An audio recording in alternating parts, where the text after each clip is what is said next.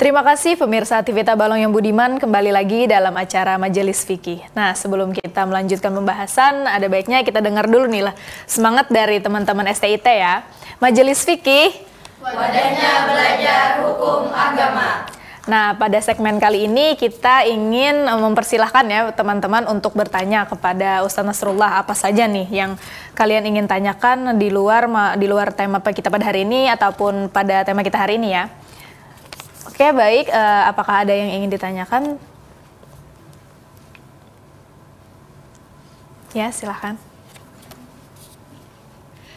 Assalamualaikum warahmatullahi wabarakatuh. Waalaikumsalam warahmatullahi wabarakatuh. Perkenalkan, nama saya Ita Nurjana dari Sekolah Tinggi Ilmu Tarbiyah Syekh Muhammad Nafis dari jurusan Pendidikan Agama Islam. Pertanyaan saya nih Ustadz, misalnya kita di bulan Ramadan, paginya mau bangun sahur, tapi masih dalam keadaan junub nih. Sedangkan waktunya masih 10 menit lagi mau masuk imsak. Nah, di sisi lain kita kan mau menjalankan kewajiban puasa. Nah, ini bagaimana Ustadz? Apakah harus mandi dulu atau sahur dulu? Sekian, terima kasih. Baik, terima kasih pertanyaannya. Silahkan Ustadz, apakah bisa dijawab langsung? Iya, terima kasih pertanyaan yang sangat bagus. Nah, jadi andainya waktu mepet nih, apakah pilih makan sahur, apakah pilih mandi junub? Nah, jadi pertama kita bahas dulu apa hukum makan sahur. Itu hukumnya sunat. Satu, sunat. Kemudian tentang menyegerakan mandi wajib, mandi junub tadi, bagi orang yang junub sebelum sampai waktu imsak atau terbit fajar, itu juga hukumnya sunat. Jadi sunat saja. Andainya ada orang misalnya nih, masih junub, orang sudah azan pagi, sudah azan subuh, apakah puasa masih sah? Sah, tetapi makruh. Kenapa? Karena ia memperlambat mandi junub. Nah, jadi sah ia berlambat tadi sampai orang azan, tapi sunatnya sebelum azan subuh sudah mandi. Nah, dari dua yang sunat tadi, pertama makan sahur hukumnya sunat, menyegerakan mandi wajib juga hukumnya sunat. Dua yang sunat terserah pilih. Hendak mandi wajib dulu boleh misalnya ya lah. Nah, jadi mandi wajib jadi pas kada sahur, lapar pulang. Nah, hendak misalnya makan sahur aja. Nah, kaina pas mandi taka orang azan nih makruh. Jadi sama sebenarnya. Nah, jadi sama. Jadi misalnya mandi pas kada makan sahur makruh juga. Nah, tapi yang paling abdal jakanya kawat ya lah makan sedikit langsung mandi. Nah, tapi nyamunnya kada kawat tadi terserah pilih. Karena kedua-duanya sama sunat, ditinggalkan sama makruh. Nah, jadi makan sedikit sesuap dua suap aja makan itu lebih abdal lagi. Tapi lapar bang siangnya, ya mungkin itu. Baik, ya silakan. Apakah ada yang ingin bertanya lagi? Ya, sebelumnya terima kasih. Perkenalkan, nama saya Mahani dari Sekolah Tinggi Ilmu Tarbiyah STIT Syekh Muhammad Nafis Tabalong dari Prodi PAI. Yang saya ingin tanyakan di sini Ustadz, bagaimana cara kita melafalkan niat ketika kita haid, padahal di sana kamar mandi sama WC-nya itu gabung menjadi satu.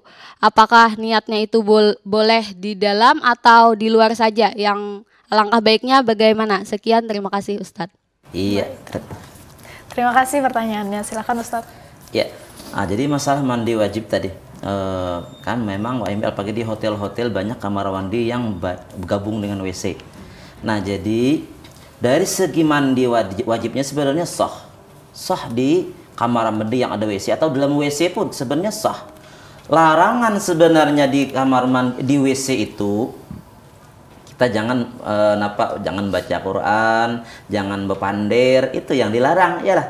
Nah, jadi amun sidin ini misalnya orang nih mandi wajib langsung aja misalnya mana naik banyu tadi, nah langsung sahaja di hati saja ku mandi itu sudah sah.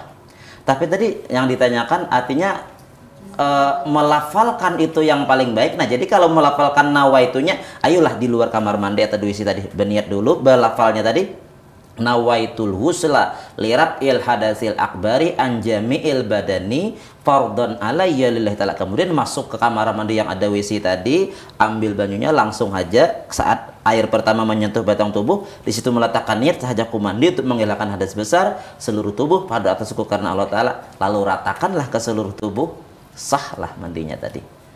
Ya, jadi kesimpulannya Ustadz, niatnya itu di luar dulu, baru mandi aja lagi di luar. Oh iya, lapangnya tadi di luar. Jadi masuk dalam niat di dalam WC, kenapa? Karena niat itu di hati, niat di hati. Gitu. Baik, apakah ada yang ingin bertanya lagi? Baik, silakan. Assalamualaikum warahmatullahi wabarakatuh. Waalaikumsalam warahmatullahi wabarakatuh. Perkenalkan, nama saya Siti Rahmi Hanifah dari Sekolah STIT Syekh Muhammad Nafis Tabalong. Saya ingin bertanya Pak Ustadz, pada saat kita haid, terus rambut kita rontok dan potong kuku, pada saat nanti mandi apakah rambut dan kuku tadi ikut dimandikan juga? Sekian, terima kasih. Baik, terima kasih pertanyaannya. Silakan Ustadz. Iya, terima kasih. Ini memang ada beberapa pendapat, tetapi ulun mengambil satu pendapat, artinya sunat dimandikan. Karena ada satu riwayat, kalau kada salah itu dari Sayyidina Ali, ujar Sayyidin, apabila rambut atau kuku yang lepas ketika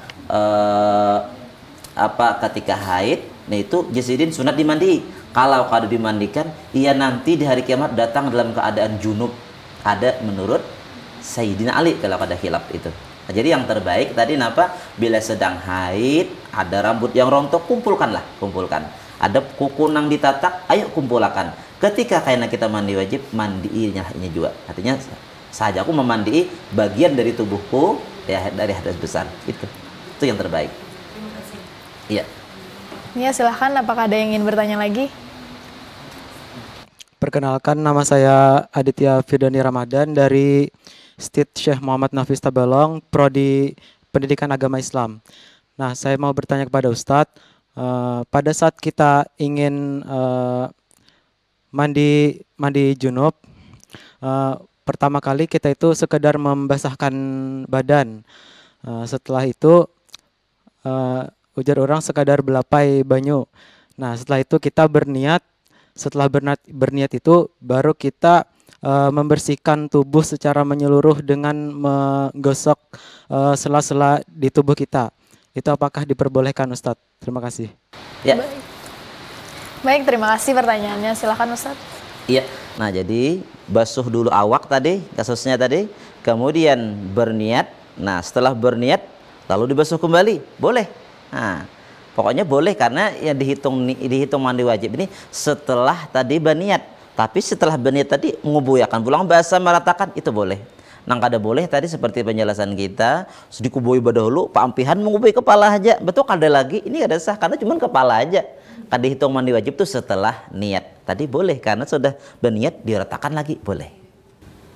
Nah, jadi yang dianjurkan itu niat pada saat badan kita kering atau pada saat yang kalau sudah basah? Jadi niat itu meletakkan ketika air menyentuh tubuh kita. Di situ meletakkan niat. Nah, jadi ambil air tadi, ketika air menyentuh di situ meletakkan sahajaku mandi untuk menghilangkan hadas besar seluruh tubuh padu atas karena Allah Ta'ala. Habis banyu, habis niat hanya diratakan. Bila sudah niat, hanya disitulah tergolong kita namanya mandi wajib. Bila mengubui pertama tadi itu mandi biasa benar aja hanyar. Nah, bila sudah berniat, disitulah kita mulai mandi wajib. Diratakan lagi seluruh tubuh bila sudah berniat tadi. Mungkin itu. Iya. Baik, apakah ada yang ingin ditanyakan lagi? Nah, itu tadi pertanyaan dari teman-teman kita dari STIT ya. Jadi Ustadz, ini ada pertanyaan lain nih Ustadz. Apabila keluar mani 2 kali sebelum mandi yang pertama, berapa kali nih Ustadz diwajibkan mandinya?